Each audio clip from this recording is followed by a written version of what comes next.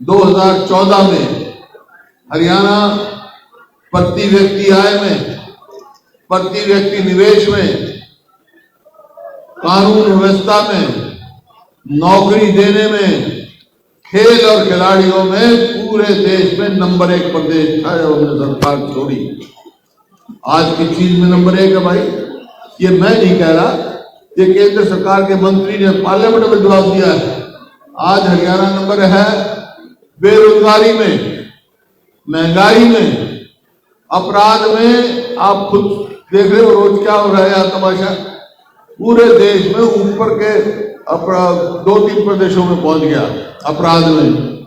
और खेल खिलाड़ियों का आपने देखा, वो खेल नीति भी गई, जो हमारी बेटियों का जिस प्रकार से जंतर मंतर में घसीटा गया, हमारी पहलवान बेटी जो देश के गौरव, आज स्थिति है।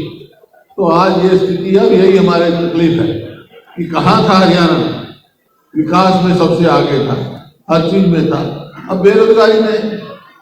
तो ये इस 9 साल में कोई भी सरकार की उपलब्धि नहीं।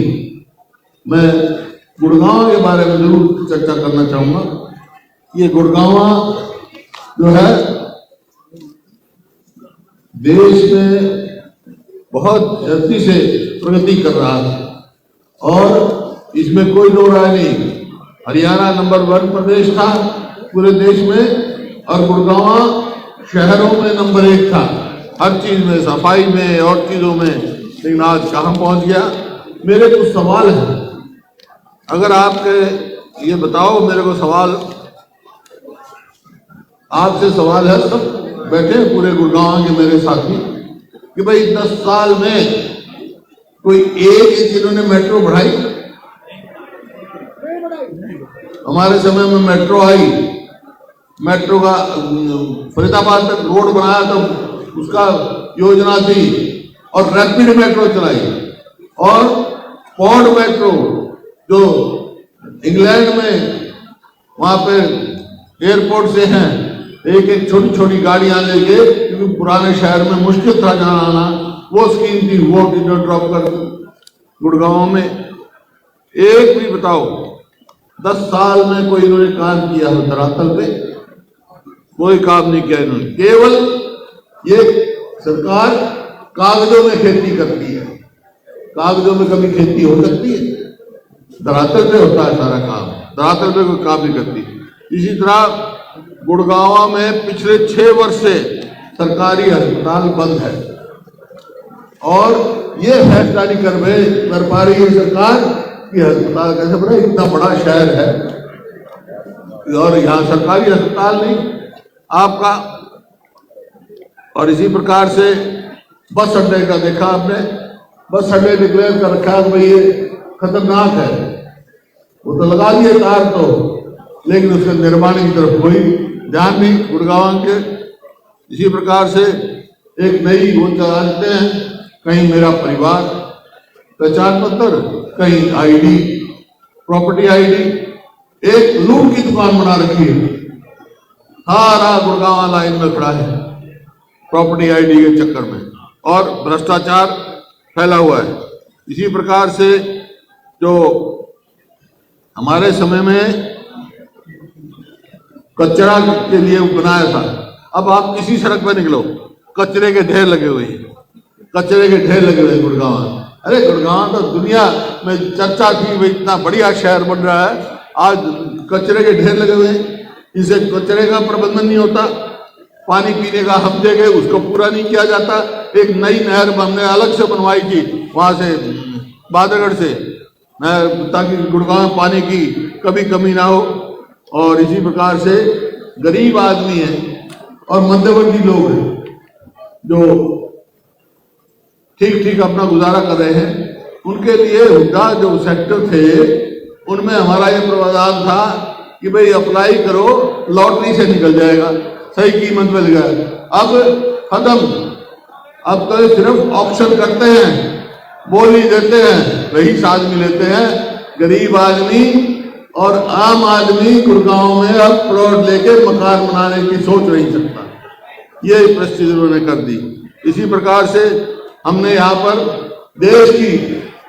पूरे देश की सबसे पहली डिफेंस यूनिवर्सिटी का काम करने का शुरू किया, ताकि पूरे शहर में और पूरी दुनिया में नाम जाए कि भाई हिंदुस्तान की डिफेंस यूनिवर्सिटी गुड़गांव में है, लेकिन वहां भी काम छोड़ दिया, आगे कोई प्रोग्रेस नहीं की।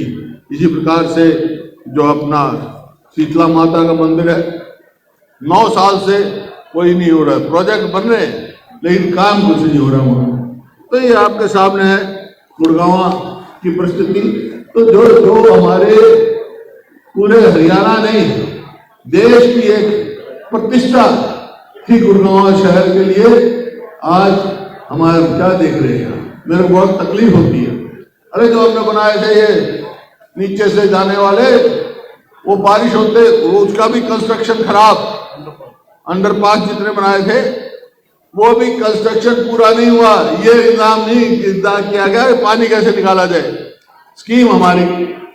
तो कोई भी काम देखो, सिर्फ भ्रष्टाचार के सिवाय इस सरकार का कोई काम नहीं। घोटाले पे घोटाला, घोटाले पे घोटाला, घोटाले पे घोटाला, ये आपके सामने है।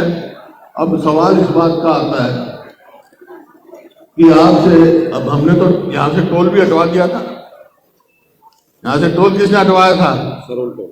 हाँ है, सरोल टोल। हाँ, सरोल टोल हटवाया कि ताकि लोगों को सुविधा हो, आने जाने की सुविधा हो, यहाँ बच्चों को नौकरी मिले। ये IMT बनाया हमने, उसको एक्सटेंड किया, बहुत तेजी से एक्सटेंड किया, और पूरे जापान की 70% इन्वेस्टमेंट तो पूरे देश में वो हम यहाँ लेके आए। लेकिन उसके बाद कोई आगे कार्रवाई नहीं हुई, बल्कि मारुति की भी 1-2 प्रोजेक्ट यहाँ से चले गए। तो ये आपके सामने है। अब सवाल इस बात का आता है, भाई आप जाओगे घर घर, क्योंकि कार्यकर्ता से पहले नहीं, ये पब्लिक मीटिंग नहीं होती, वहां वो होती तो और बातें होती। तो घर जाओगे आप, कि सरकार की विफलताएं बता दी आपने, अपने सरकार की जो उपलब्धियां थी वो बता दी कहाँ था। तो लेकिन सवाल लोग एक बात और पूछेंगे आपसे कि भाई अब वो तो ठीक है, वो तो क्या, अब कांग्रेस पार्टी आ गई तो कांग्रेस क्या काम करेगी, ये भी आपको बताना है। जो मैं कह के जा रहा हूं वही काम हम करेंगे। कांग्रेस की सरकार बनेगी तो सबसे पहले जो इन्होंने पेंशन काटी ना, वो पेंशन फिर से बहाल करेंगे, और बुजुर्गों की पेंशन 6,000 रुपया महीना करेंगे। गरीब आदमी को 6,000, बुजुर्ग को 6,000 रुपया, घर में 12,000 आएंगे, ताकि गुजारा अच्छी तरह उसके। और फिर आज कोई भी घर में सब गैस के चूल्हे पे खाना बनाते हैं, गैस के सिलेंडर लेते हैं। 2014 में गैस के सिलेंडर की कीमत थी 400 रुपए, आज वो बढ़कर हो गई 1150। तो भाई अगर कांग्रेस की सरकार आएगी तो गैस का सिलेंडर 500 रुपए से ज्यादा नहीं मिलेगा। यहाँ सरकारी कर्मचारी भी बहुत है, बहुत मांग कर रहे हैं।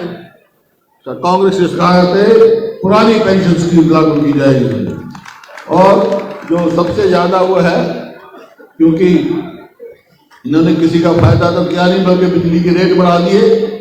तो कांग्रेस की सरकार आएगी 300 यूनिट बिजली माफ करेगी आपको।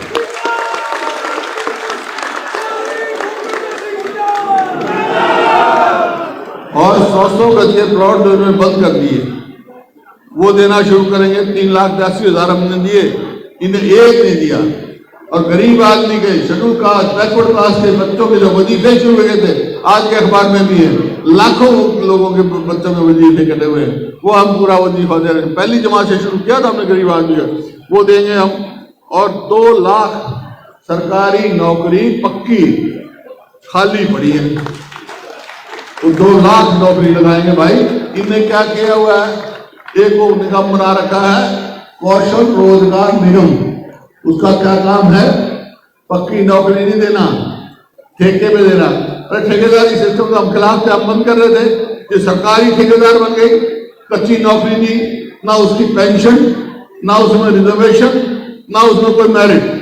जैसे अग्निपथ का इन्होंने कर दिया, अग्निवीर में क्या किया भाई, 4 साल, 18 साल का लड़का, उसकी पेंशन और कोई बेनिफिट नहीं मिलेगा। फौज में जाएगा, अपनी जान जोखिम में डाल के देश की रक्षा करने जाएगा, लेकिन 4 साल में वापस आ जाएगा। 18 साल का भर्ती होगा और 22 साल का वापस आ जाएगा। यहाँ आके क्या करेगा? अरे पहले होता था फौज में कोई भर्ती होता बच्चा तो ये था भाई पेंशन लेके आएगा, इसके बच्चे अच्छी शिक्षा लेंगे, उसके बच्चे के रिश्ते बहुत आते थे। अब कौन रिश्ता करेगा भाई? 21 साल से कम शादी नहीं कर सकते, 22 साल का रिटायर होकर आ जाएगा, कौन सगाई करेगा उसकी? बताओ कौन रिश्ता करेगा? तो ये बना दी स्थिति। इतनी बेरोजगारी बेतहा फैल रही है, ये आपने देखा है इसी पर। और इसी प्रकार से आपका जो इसने देखा राशन नीति, अब कहते हैं भाई हम राशन काट दिए लेकिन 5 किलो अनाज देते हैं। हमारे समय में क्या मिलता था भाई? 35 किलो तेल, मिट्टी का तेल और चीनी सब मिलती थी, वो तो काट दी। और 1 रुपया किलो हम गेहूं देते थे, 2 रुपया किलो चावल, मतलब ये सब देते थे। ये 5 किलो देके बाकी सब काट दिया। अब एक और इन्होंने कहा, सरकार का काम ये नहीं होता, सरकार ने ये कर दिया कि जो राशन कार्ड कटवाएगा, मान लो किसी का बना हुआ है, कटने के लिए देगा, कटवाएगा तो उसको 500 रुपये इनाम देंगे, राशन कार्ड काटने पे लगे हुए हैं। तो ये आपके सामने है। इस सरकार से इच्छा छुड़ाना है कि छुड़ाना है, ये मेरा सवाल है। आप छुड़ाना भाई, छुड़ाना तो आज खड़े करिए, बताओ। छुड़ाना तो एक ही बात है कि 36 बिरादरी एक होकर इनसे छुटकारा लो और कांग्रेस पार्टी को जिताओ और घर घर बात ये लेके जाओ कि कांग्रेस एक पार्टी जो आप सबका भला कर सकती है। आज इतनी भारी संख्या में जो कार्यकर्ता सम्मेलन हुआ, मैं आप सबको हार्दिक बधाई देता हूँ। बहुत बहुत धन्यवाद। जय हिंद।